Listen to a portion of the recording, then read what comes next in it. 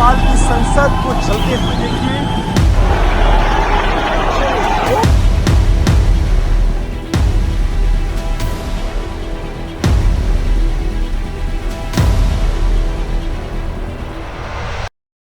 नेपाल में लोकतंत्र अभी 17 साल का ही हुआ है, लेकिन नेपाल में 13 सरकारें बदल चुकी हैं। 2008 में लोकतंत्र घोषित होने के बाद नेपाल में 13 प्रधानमंत्री बन चुके हैं, जिसमें पुष्प कमल दहल प्रचंड 3 बार, शेर बहादुर देउबा 2 बार और केपी शर्मा ओली 3 बार प्रधानमंत्री बन चुके हैं। बीते दिन केपी शर्मा ओली को अपने पद से इस्तीफा देकर भागना पड़ा था।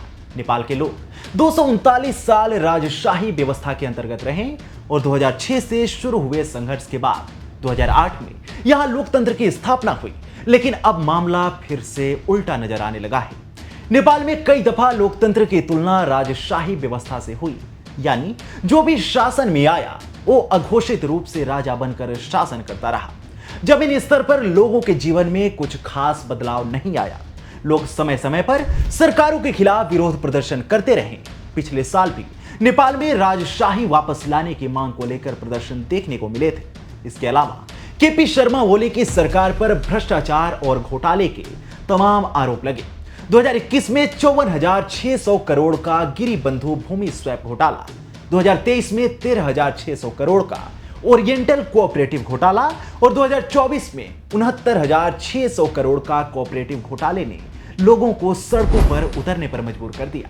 राजशाही की मांग, युवाओं में बढ़ती बेरोजगारी, भारत को छोड़ चीन के साथ बढ़ती करीबी और भाई भतीजावाद की पॉलिटिक्स ने नेपाली सरकार के पतन की कहानी लिखी। ऐसे में जब सरकार ने सोशल मीडिया पर बैन की घोषणा की तो लोगों का गुस्सा फट गया। नेपाली जनता ने इसे सीधे तौर पर अभिव्यक्ति की आजादी पर हमला माना और इसके बाद नेपाल में जो हुआ उसकी गूंज दशकों तक लोगों के दिलो दिमाग में बनी रहेगी। नमस्कार, मेरा नाम है अवनीश और आज की वीडियो में मैं आपको नेपाल में मचे उत्पात और राजनीतिक उथल पुथल की पूरी कहानी बताऊंगा और साथ ही यह भी जानेंगे कि अब आगे स्थिति क्या और कैसी हो सकती है।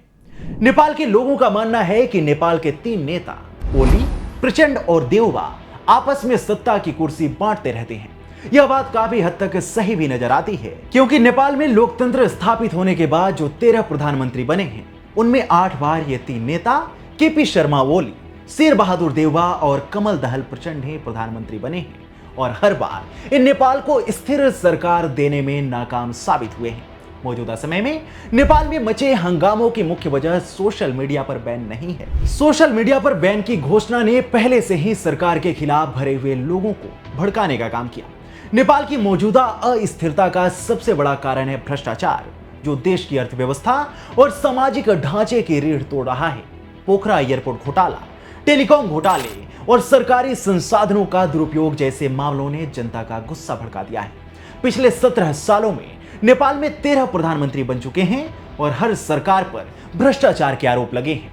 यह बार बार की सत्ता की भूख, गुटबाजी और अवसरवाद ने नेपाल की जनता का विश्वास तोड़ दिया है। पहले से ही बेरोजगारी की मार झेल रहे नेपाली युवा, खासकर जेनजी यानी 1997 से 2012 के बीच में जन्मे युवा सरकार के विरोध में सीना तानकर खड़े हो गए हैं। नेपाल की 43% आबादी 15 से 40 साल के बीच का हिस्सा है। उनकी मांग पारदर्शिता और जवाबदेही है। ऐसे में जब सरकार ने 4 सितंबर 2025 को फेसबुक, व्हाट्सएप, ट्विटर जैसे 26 सोशल मीडिया प्लेटफॉर्म्स पर बैन लगाया तो यह आग में घी डालने जैसा था। सरकार का तर्क था कि ये प्लेटफॉर्म्स रेगुलेटरी अथॉरिटी में रजिस्टर नहीं थे, लेकिन युवाओं ने इसे अभिव्यक्ति की आजादी पर हमला माना और नतीजा यह हुआ कि नेपाल में भयंकर तबाही देखने को मिली। ओली सरकार के तमाम मंत्रियों ने युवाओं के प्रदर्शन का समर्थन करते हुए अपने पदों से इस्तीफा दे दिया, जिसके कारण ओली सरकार पर दबाव बढ़ता चला गया। सरकार ने सोशल मीडिया पर लगे बैन को हटा दिया, लेकिन तब तक काफी देर हो चुकी थी। प्रदर्शनकारियों ने सड़कों पर उग्र प्रदर्शन किए। संसद भवन, सिंह दरबार, राष्ट्रपति भवन, सुप्रीम कोर्ट से लेकर प्रधानमंत्री आवास तक में आग लगा दी गई। आर्मी की नाक के नीचे यह सब होता रहा। आर्मी से जब हालात संभालने की संभावनाओं पर बात हुई तो नेपाली आर्मी प्रमुख ने केपी शर्मा ओली को प्रधानमंत्री पद से इस्तीफा देने को समय की मांग बताया। नेपाल के कुछ अखबारों ने भी विशेष संपादकीय प्रकाशित करके सरकार का नेतृत्व कर रहे ओली से इस्तीफा देने की मांग की थी। जिसके बाद आर्मी प्रमुख ने केपी शर्मा ओली की मुलाकात हुई और उसके बाद उन्होंने अपना इस्तीफा नेपाल के राष्ट्रपति रामचंद्र पौडेल को भेज दिया। राष्ट्रपति ने प्रधानमंत्री केपी शर्मा ओली का इस्तीफा स्वीकार भी कर लिया है। इस प्रदर्शन में अभी तक करीब 2 दर्जन लोगों की मौत हो चुकी है और सैकड़ों लोग घायल हैं। नेपाल में चल रहे इस संघर्ष में काफी हिंसा देखने को मिली। सरकार के कई नेताओं को भीड़ ने दौड़ा दौड़ा कर मारा। गृह मंत्री से लेकर वित्त मंत्री तक सबकी पिटाई हुई। यहां तक कि पूर्व प्रधानमंत्री शेर बहादुर देउबा और उनकी पत्नी की भी पिटाई हुई। दोनों अस्पताल में भर्ती हैं और उनकी हालत गंभीर बनी हुई है। प्रदर्शनकारियों ने देश के पूर्व प्रधानमंत्री झालानाथ खनाल के घर पर भी हमला बोला और उनके घर को आग के हवाले कर दिया। इस घटना में खनाल की पत्नी राज्य लक्ष्मी चित्रकार को भी प्रदर्शनकारियों ने निशाना बनाया। वह बुरी तरह से जल गई और उनकी मौत हो गई है। नेपाली लोगों का कहना है कि नेताओं ने नेपाल को लूट लूट कर बर्बाद कर दिया। नेपाल की जनता की भलाई के लिए इनकी ओर से कुछ भी खास प्रयास नहीं किए गए। इनका कहना है कि नेताओं के बच्चे विलासिता में जी रहे हैं, जबकि आम नेपाली आज भी $1400 प्रति व्यक्ति आय के साथ संघर्ष कर रहा है। 2024 में नेपाल की जीडीपी $42.91 अरब रही थी। नेपाल पर कर्ज बहुत ज्यादा है।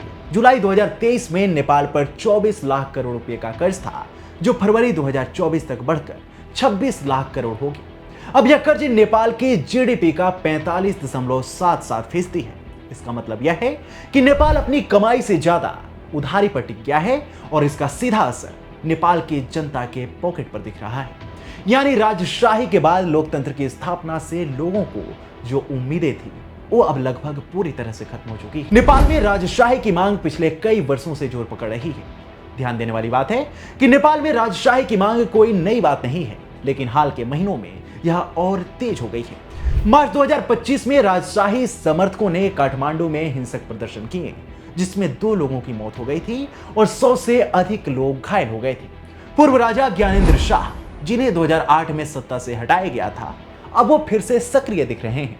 उनके समर्थकों ने संयुक्त जन आंदोलन समिति बनाई है, जो 1991 के संविधान को बहाल करने की मांग कर रही है, जो राजशाही और बहुदलीय लोकतंत्र को एक साथ मान्यता देता था। आप भी सोच रहे होंगे कि लोकतंत्र स्थापित होना तो अच्छी बात है, लेकिन लोगों में राजशाही की चाह क्यों है? तो इसका जवाब है नेपाल में लोकतंत्र की नाकामी। 2008 के बाद से नेपाल में 13 सरकारें बदल चुकी हैं और कोई भी सरकार स्थिरता नहीं दे पाई। भ्रष्टाचार, आर्थिक संकट और बेरोजगारी ने जनता को यह सोचने पर मजबूर कर दिया कि शायद राजशाही स्थिरता ही सांस्कृतिक पहचान ला सकती है।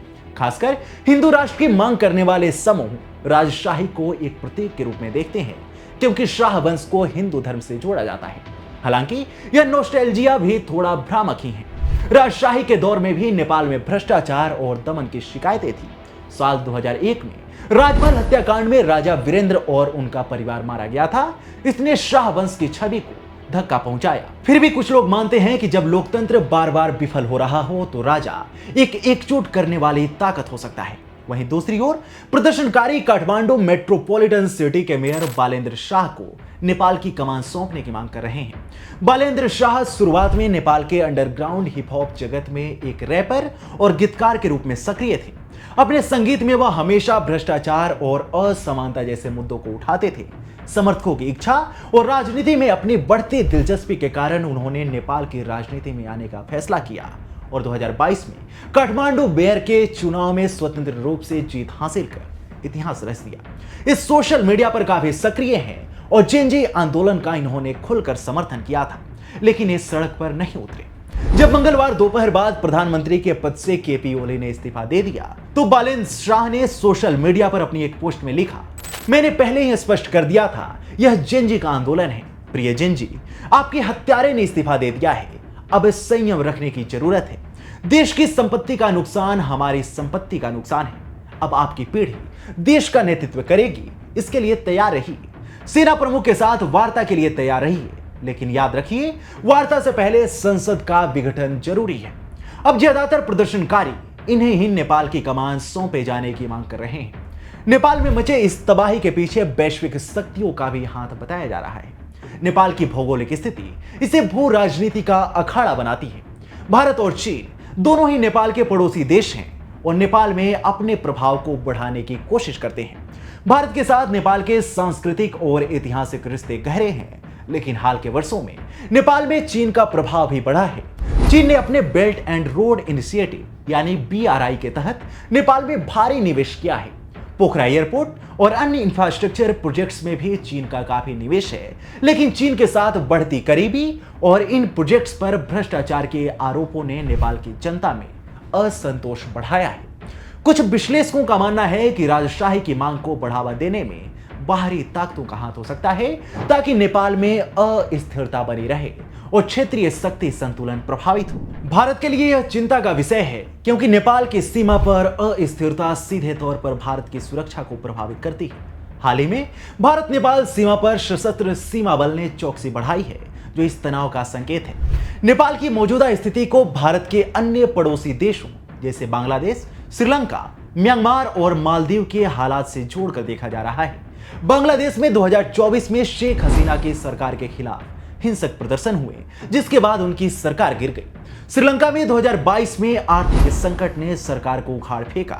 वहीं फरवरी 2021 में म्यांमार में हुए सैन्य तख्तापलट ने निर्वाचित सरकार को सत्ता से बेदखल कर दिया। मालदीव में भी राजनीतिक अस्थिरता और भ्रष्टाचार के खिलाफ जनता का गुस्सा देखा गया और अब नेपाल में भी यही स्थिति पैदा हो गई है। भारत के लिए यह चिंता का विषय है, क्योंकि पड़ोस में अस्थिरता उसके सुरक्षा और भू राजनीतिक हितों को प्रभावित करती है। नेपाल में उत्पन्न हुई स्थिति एक संयोग है या एक बड़ा भू राजनीतिक खेल है, यह सवाल अभी हर किसी के दिलो दिमाग में कौंध रहा है। भारत के पड़ोस में अस्थिरता क्षेत्रीय शक्ति संतुलन को प्रभावित कर सकती है। नेपाल में राजशाही की मांग और भ्रष्टाचार के खिलाफ आंदोलन इस पैटर्न का हिस्सा हो सकते हैं। अगर नेपाल की स्थिति को एक ड्रामे की तरह देखें तो यह गेम ऑफ थ्रोन्स से कम नहीं है। एक तरफ भ्रष्टाचार से तंग जनता और जेनजी के उग्र प्रदर्शनकारी हैं जो सड़कों पर आग बरसा रहे हैं, दूसरी तरफ राजशाही समर्थक हैं जो पुराने लेनिस्टर यानी शाह वंश को फिर से सिंहासन पर बिठाना चाहते हैं। बीच में सरकार है जो व्हाइट वॉकर्स की तरह सबको डराने की कोशिश कर रही है, लेकिन खुद कमजोर पड़ रही है। और वैश्विक शक्तियां ड्रैगन्स की तरह हैं जो पर्दे के पीछे से आग उगल रही हैं। आपको बता दें कि नेपाल एक अभूतपूर्व संकट से जूझ रहा है। ओली का इस्तीफा और मंत्रियों का पलायन और इस्तीफे की खबरें दर्शाती हैं कि अब जनता का गुस्सा बेकाबू हो चुका है। भ्रष्टाचार, बेरोजगारी और लोकतंत्र की नाकामी ने राजशाही की मांग को हवा दी है। संसद में आग लगाने का मतलब है कि नेपाल के लोगों का लोकतंत्र से मुंह खत्म हो चुका है। बंदूकें केवल हाथ बदलती हैं, अपना कैरेक्टर नहीं। लेकिन नेपाल में हुई इस हिंसा में आर्मी की निष्क्रियता से भी कई सवाल निकलकर सामने आ गए हैं। संसद, राष्ट्रपति निवास, सिंह दरबार और प्रधानमंत्री आवास की सुरक्षा की जिम्मेदारी आर्मी के पास थी, लेकिन आर्मी के नाक के नीचे प्रदर्शनकारियों ने इसे जला दिया। नेपाली सुप्रीम कोर्ट के पीछे ही आर्मी का मुख्यालय है, लेकिन देश की सर्वोच्च अदालत को भी आग के हवाले कर दिया गया। आर्मी देखती रही और नेपाल के सर्वोच्च संस्थान जलते रहे। नेपाल के लोग आर्मी के रवैये पर भी सवाल उठा रहे हैं। नेपाल में एक तबका यह भी सवाल पूछ रहा है कि अगर गुस्सा मौजूदा सत्ता से था तो संसद को आग के हवाले क्यों किया गया?